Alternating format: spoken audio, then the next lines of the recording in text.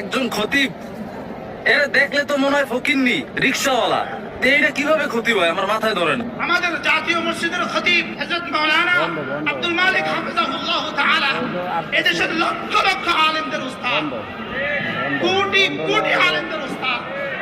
আমাদের মতো মুশতাকুন নবী আমরা যারা আছি, আমাদের মতো মানুষগুলো তার সামনে দুজন হয়ে বসে এক পৃষ্ঠা পড়ার যোগ্যতা কমপক্ষে আমার নাই, আমাদের মতো মানুষগুলো নাই। হযরত মাওলানা আব্দুল মালিক হাফিজাহুল্লাহ তিনি বাইতুল মুকাররমের জাতীয় মসজিদের মসনদে বসে তিনি বলেছেন, ঈদ মিলাদুন নবী এই শব্দ কোরআনে নাই, এই শব্দ হাদিসে নাই, এই শব্দ পৃথিবীর কোথাও নাই, এই শব্দ সম্পূর্ণভাবে দ্বীনের মধ্যে নতুন আমদানি করা হয়েছে।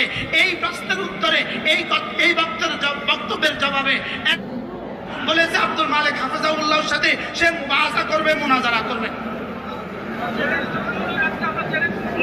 চ্যালেঞ্জ করে দিয়েছে।